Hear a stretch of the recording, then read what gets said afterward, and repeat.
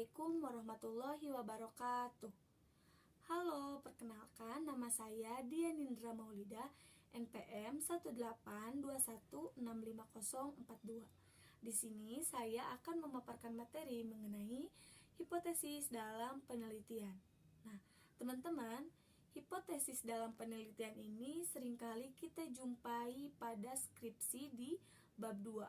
Apa sih hipotesis penelitian itu? Nah, kita akan bahas bareng-bareng di sini ya. Hipotesis dalam penelitian itu merupakan jawaban sementara terhadap suatu masalah yang bersifat praduga. Kenapa bersifat praduga? Karena masih harus diuji dan dibuktikan kebenarannya. Hipotesis itu akan menjadi teruji apabila semua gejala yang timbul tidak bertentangan dengan hipotesis yang kita buat. Nah, hipotesis ini sering kita jumpai dalam kehidupan sehari-hari. Misalnya, siswa atau peserta didik yang mengantuk di kelas, kita mempunyai praduga bahwa si anak itu mengantuk di kelas disebabkan oleh kurang tidur. Nah, hal itu belum tentu nyata, belum tentu benar adanya. Nah, tentunya hal itu harus diuji dulu kebenarannya dengan melakukan pengamatan atau dengan melakukan wawancara kepada si anak. Nah, nantinya ketika kita sudah melakukan pengamatan, kita akan mendapatkan jawaban bahwa si anak yang mengantuk itu disebabkan oleh kurang tidur, atau bisa jadi siswa yang mengantuk di kelas itu disebabkan oleh proses pembelajaran yang membosankan.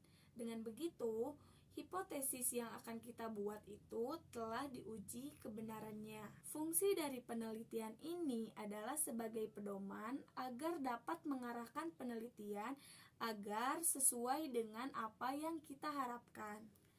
Yang selanjutnya, kita akan membahas mengenai karakteristik dalam hipotesis.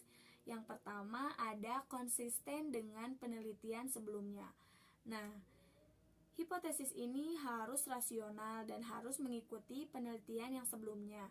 Yang kedua, penjelasan dalam hipotesis itu harus masuk akal, karena hipotesis itu merupakan jawaban sementara dari permasalahan yang ada, maka seharusnya hipotesis itu merupakan penjelasan yang masuk akal.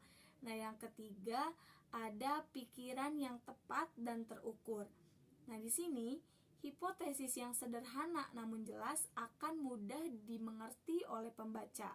Nah, yang keempat, ada dapat diuji. Berdasarkan data yang dikumpulkan serta dapat diuji, sehingga dapat diketahui apakah hipotesis yang kita buat itu dapat diterima atau tidak. Cara uji hipotesis yaitu dengan peneliti harus menentukan sampel, mengukur instrumen, desain, dan prosedur yang akan menentukan dalam pencarian data yang diperlukan. Nah, jika data yang dikumpulkan mendukung hipotesis yang ada, maka penelitian akan menjadi sangat sukses. Cara uji hipotesis yaitu dengan peneliti harus menentukan sampel, menguji instrumen, desain, dan prosedur yang akan menentukan dalam pencarian data yang diperlukan. Nah, jika data yang dikumpulkan mendukung hipotesis yang ada, maka penelitian yang dibuat akan menjadi sangat sukses. Nah, ada dua cara dalam melakukan pengujian.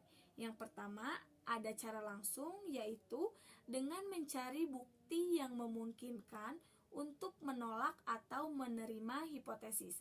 Yang kedua, bisa dengan menggunakan cara hipotesis nol, di mana tidak memprediksi suatu hubungan. Penulisan hipotesis yang harus teman-teman ingat bahwa hipotesis yang baik adalah hipotesis yang dinyatakan dengan jelas dan ringkas, yang menyatakan hubungan antara dua variabel dan menjelaskan variabel tersebut dalam terminologi operasional yang terukur. Hanya itu yang dapat saya sampaikan. Mohon maaf apabila ada perkataan yang kurang berkenan. Wabillahi taufik wal hidayah. Wassalamualaikum warahmatullahi wabarakatuh. you.